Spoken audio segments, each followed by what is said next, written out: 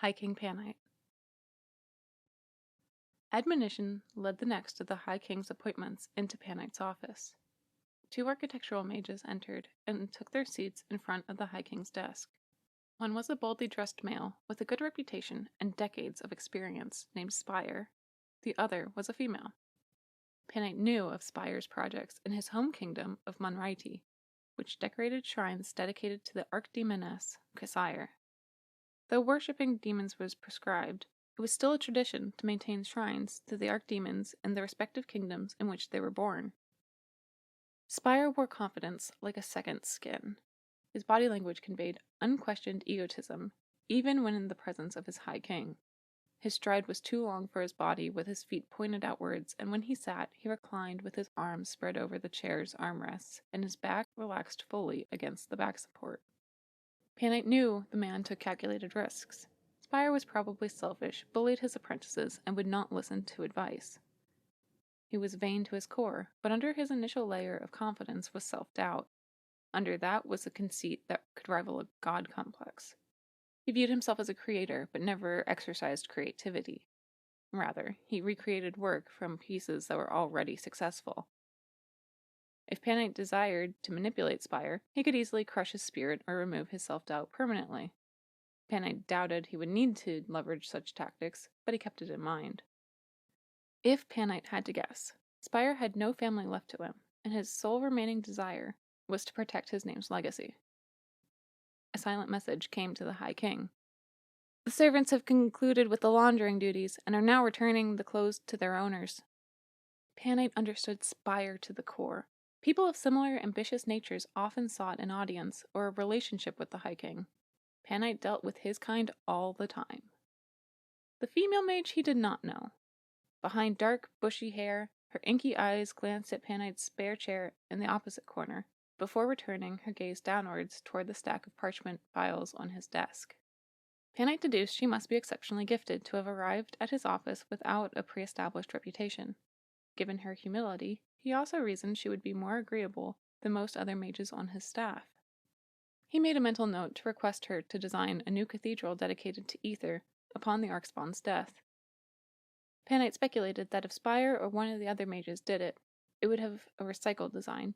If she did it, it would probably be refreshingly unique. Painite smiled as he greeted them. Master Spire, I am glad that you have agreed to switch your workplace temporarily. I have a challenge that you are perfectly suited for. In fact, there are few I would trust with such a feat. I am speaking of using your talents to reinforce the tunnels under the impenetrable castle, to remove the burden of the castle's weight from my permanent staff of architectural mages. Indeed, I am up for it. Assuming I have enough raw material at my disposal, I can complete the project in several turns of the moons. Spire's tone sounded as if the matter disinterested him, but he maintained constant eye contact. Painite briefly wondered if reinforcement work was considered menial for an architectural mage. It made no matter. The work needed to be done, and these were the mages their kingdom's monarchs could spare. I am pleased to hear it. I anticipate your stay here will be up to your current living standards and expectations. Who is this you have brought with you? Before Spire could answer, the girl said, Plume, your highness. I am equally grateful, Master Plume, that you have agreed to assist in the reinforcement effort. I recognize that we are already short-staffed on architectural mages from across the kingdoms. She did not meet his eyes or move to respond. Where are you from? Hayuri. Low Queen Serpentine requested my transfer the day I graduated from the Mages College. Very good. Although she's from Hayuri, she does not have an accent. Why? Did she drop it while attending the college? To integrate with friends? Is she ashamed of her home kingdom? Plume was a harder read. She did not wear her motivations as openly as Spire, but Painite assumed that an issue should not arise from it. While she came off as strong-willed under her thick layer of subservience, she did not display the same arrogant disregard of social traditions that Spire exhibited. A message came to the king. Ether started his daily session with the high priest. I do not believe I am familiar with your work, Plume, the High King said. He wanted her to keep talking so he could get a better understanding of who she was, and what Serpentine's intentions were by sending her to him. Perhaps my assumptions are incorrect, and the Hyerian monarch merely intended to spite me by sending along a novice mage. I don't have any. I was never commissioned for a building or sculpture because I only worked as an architectural mage during my apprenticeship under Master Sash, Plume said. While I attended the college, I chose the path of a combative mage instead.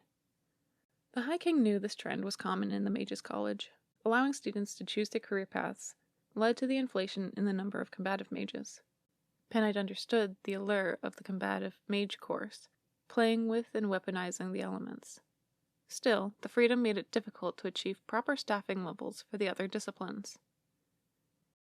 Do not mistake me. I am exceptional at architectural magic, but it is not my passion. I will aid in this project, but I do intend to return to my chosen career field upon the completion. The High King paused. I was right. He smiled again. Understood. Ideally, this issue will be resolved promptly, so you can return to your preferred line of work. It will be. Where Spire speaks of turns of the moons, I say it's possible in weeks. Painite raised an eyebrow, curious about the talents of the young mage. Spire stared incredulously at Plume, but her black eyes remained cast downward in the socially appropriate direction. Since the conversation began, her body language hadn't changed. She still looked as if she would curl inwards at the first possible instant. Painite found Plume peculiar. Her voice and her body sent conflicting signals. If he weren't so busy, he would enjoy probing her mind. Perhaps he would entertain the idea for another day. It has been a pleasure to formally meet you both. I look forward to having you on my staff. If you return to admonition, he will show you your sleeping quarters and provide additional instruction. Spire's mood had fouled, but the renowned mage didn't say anything as he rose to leave. Painite couldn't determine Plume's disposition, but as she exited, she too had a long stride, but her feet pointed forward. In that sense, she achieved a higher efficiency for the effort she spent. Painite guessed she maintained that philosophy in every aspect of her life. A message came to the king. Imperial soldiers quelled an altercation in the marketplace between a Rysik resident and a few citizens. Next, admonition ushered in Hilangan, the ambassador to the Rysiglai, before escorting the mages away. Your Highness, I wanted to negotiate terms with you, Hilangan stated as they climbed up and perched on one of Painite's office chairs, careful not to dig their claws into the furniture. They looked out of place on the seat. It was designed for a much smaller being, but the fortified chair held the weight without complaint. My leadership believes you are being perhaps too presumptuous by calling this crusade. One rogue band of Rysiglai should not be sufficient to call such numbers to arms. Hilangan had been stationed in the castle for numerous rotations with their spouse and 2 offspring. Where they lacked expressive mannerisms, Painite observed Hilangan's alternative behavioral patterns. Hilangan was fiercely loyal to their kind and was an honest soul. Painite respected the Rysik ambassador, but he still had to represent his own best interests before those of the Rysiglais. I would be a fool not to consider our shared history, and in prior ages, any time Rysiglai gathered in mass, it meant trouble for humans. As the High King, it is my responsibility to both protect my subjects and to make them believe they have my protection. I apologize if such a show of strength is inconvenient to your leadership, but they must understand where my priorities lie. Then you will be equal in understanding when my leadership gathers forces. I would be concerned that such forces might assist the rogue bands, the High King said carefully. Nothing of the sort. They would merely be there to ensure your soldiers were not crossing into our soil, Hilangan said. If your leadership gathers forces anywhere near the border, I cannot guarantee that my troops can distinguish friend from foe. However, if your leadership captures the rogue members and brings them to justice, then I will call off the crusade. Painite had no confidence in such results. Hilangan seemed appeased by the proposal. We have plans in the works to do so now. Though a loyal subject, Hilangan was far too optimistic for their position, potentially at the detriment to their future relations. Painite did not voice such concerns at present. That is excellent to hear. I hope for the success of your leadership's efforts, for all our sakes. I pray to the communal Ulaga for that. If we are expected to control our rogues, then I have full confidence that you will contain your trained soldiers, the Reiseglai said before rising to leave the room. The High King couldn't have the representative leave on such terms. A silent message came to the king. A trading caravan has been granted access to the castle's perimeter. In part, they carry an agricultural shipment from Ikazu and Gia, along with handmade wares. The message did not interfere with the king's rebuttal to the Reisig representative.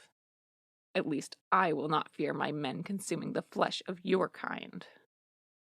Another message came to the king. The new architectural mages have been shown to their rooms.